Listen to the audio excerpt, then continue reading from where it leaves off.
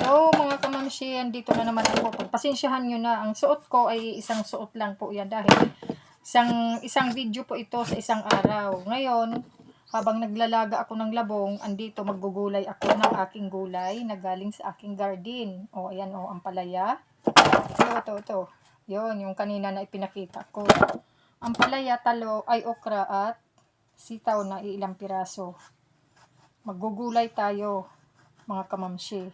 Bibidyo natin kasi content creator nga tayo, di ba? Content creator tayo nga ni.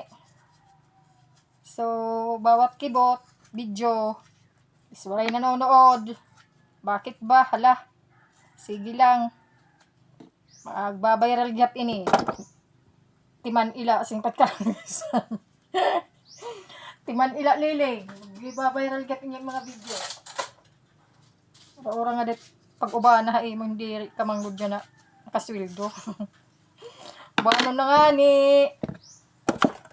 Yan, lipat nga na pala natin. Pwede naman pala lipat, ganyan.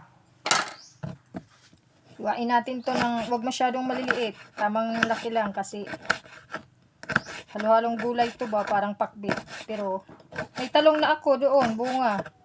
At talong, adio. Nakita ko pala sa inyo, wait lang. Adio, mga kamamshi, oh. Kita ba? Ito, di ba? Bunga na yan ng talong ko. Pero medyo maliit pa siya na ano ako tanggalin kay masulig pa ito. Adio, tutulohira. Ito pa oh. Adi. Oh, di ba? May bunga taktarong. So pwede na sana yan siya gula. Ambot ko nakita po niyo kay masilaw dito gawas. Di ko masyado nakaklaro. So, pero may talong na nga ako kung gusto ko lang ihalo sana dito, pwede na. Kaya lang, para medyo lumaki pa, para yung isang piraso, isang ulam na. Kaya di ko laanay. Hindi na oh. Ampalaya na ako. Thank you Lord, kasi nakapagpabunga na ulit ako ng ampalaya ko. Bago na po yan na ampalaya ko, nga tanom. Ginupas na po ang una ko hadi. Ang mga liso, ang mga naunang nga bunga. Gintry ko lahi aging kaisa nga da nanubo. Asya na inhiya nga haw. God is good talaga. Tapos yung mga okra. Dami na akong nakuha hinyak bunga hinyak okra. Napakarami na siyang bunga.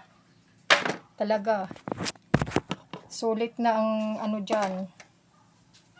Hinyak tanom. Nakakatuwa. Salamat sa Diyos.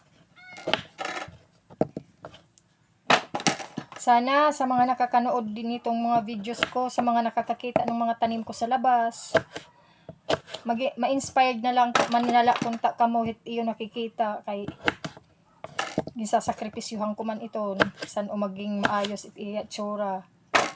Pinagpapaguran, hindi diligan. Kasi alam nyo na, ayaw ko na pong kasi sa totoo lang, sabi ko nga po sa mga may na-post po ako. May nagraraot po taktanom didi, may nagraot hanak tanom didi nga. Una, maaram ako kasi nararamdaman ko. Dirila ako kay waray ko man nakita. Pero maaram ako mayada, nagtuyaw-tuyaw. Pero sige la. May saring kula kunta, iyo nakikita ko na naman iyo nakikita didi at mga tanom. Magiging inspirasyon na la kung taha iyo, tak sakripisyo, tak pagod, maging bubuhat, san uko ini mapakinabangi.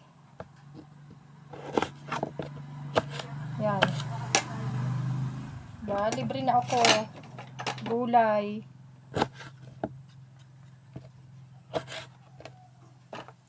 Nakaon ko nga ni inhiya, hilawla usahay, madalas ako nito, gikakaon ko niya okra hilawla. Sasaw-saw ko suka. Urugin kapipitas pa lang. Ay, ini nga niya na kapipitas na hini. Pero hini ang sitaw, alam niyo po, itong sitaw ko na ito. Malurab na untain hiya. Gingupit daman inhiya. Ginputol. Ang iya pagod ginputol, may bunga. Oo, yun ang unang na agin ano didihan ak tanom. Unang din pasipara anak sitaw. Pinutol nga may bunga.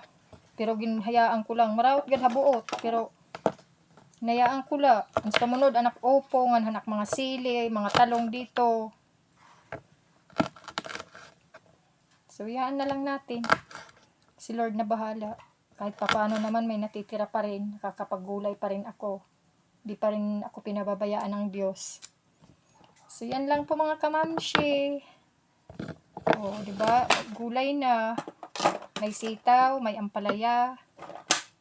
Kung gugustuhin ko yung talong, pwede na pero di ko laanay.